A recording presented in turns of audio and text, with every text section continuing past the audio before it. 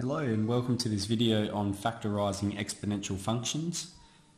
Factorising with exponential functions works the same way as it does with any algebra that we do, but it can be a little bit more complex.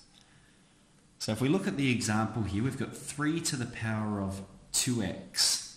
Now what that means is we've got 3 to the power of x squared and plus 1 lot of 3 to the power of x. And so we're looking at these and we're going, what's a common factor that I can pull out the front? So 3 to the x is common to both of these, and we're going to be left with 3 to the x plus 1. If we were to expand this, this is what we would get. If we were to expand it, we'd end up back with what we had here and back with what we had up here. If we have a look at this one, we've got 4 times 5 to the power of x plus 5 to the power of x plus 1. So we're just going to first rewrite this term without the additional index there. So that is 4 to the power of 5x plus 5 to the x times 5 to the power of 1. We know from index laws that if we have the same base, we can add the powers together, and so we can go from here to here. Then we're looking for a common factor along this expression. Of course it's here and here. So we're going to pull 5 to the x out the front, and we're going to be left with 4 plus 5 to the power of 1, which gives us 9, and we've got 9 lots of 5 to the power of x. That's our answer in simplest form. Over here we've got 9 to the power of x take away 16. What we're going to try and recognise is that this is the difference of two squares. So 9 to the power of x we can write as 3 to the power of 2 to the power of x, and 16 we can write as 4 squared.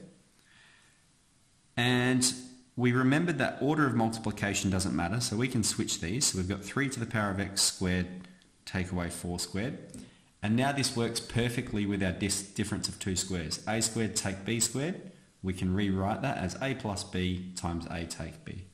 So that's going to be 3 to the x take 4, 3 to the x plus 4. If you were to expand this, you would end up with what we had up here. Okay, they're going to get a little bit more complex now, but I do have a little bit of a trick to help us with that. So we have 9 to the x take away 4 times 3 to the x plus 4. Now, we really need to remember with this, and I'm going to stress this to you, that 4 times 3 to the power of x does not equal 12 to the power of x. We cannot simplify it to be that. Okay, BEDMAS says we have to do exponents before we do any division and multiplication. So the exponent is a variable, so we can't simplify that in that case. That's as simple as we could write it. So if we have 9 to the x here, we're going to recognise that that's 3 to the x squared. Again, like we did over here, it's 3 to the x squared. And what we have here is 2 times 2 times 3 to the x. And then at the end here, we've got 4, which is 2 squared. So I've purposely written it out like this so we can see it's a squared, take away 2 lots of a times b plus b squared. So this is a perfect square. We're using this rule here. We've got this, therefore we can factorise it to be like this. Okay, again, this is a bit of assumed knowledge. So that's going to give us 3 to the x take 2 squared. If we were to expand that, this is what we would get.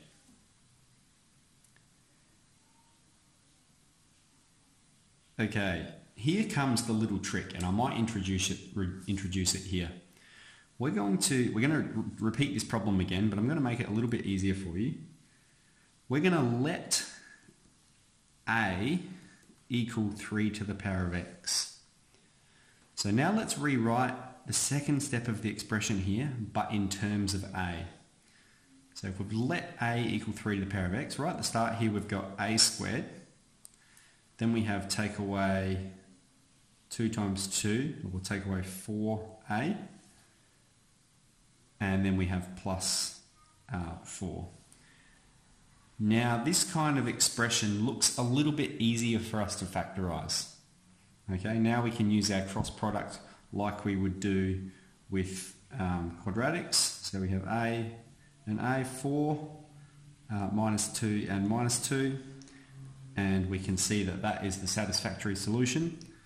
So it's a take 2 squared, and we defined a before as 3 to the power of x.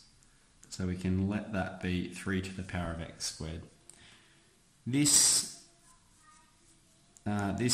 Doing this here is going to be really helpful in our last example.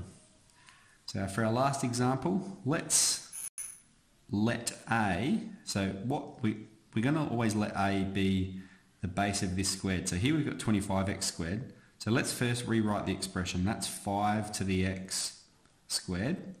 And then we've got plus 5 to the x here, and then we have take 2. So now let's let a equal 5 to the power of x. And then let's redefine the expression in terms of a. We've got a squared plus a take 2.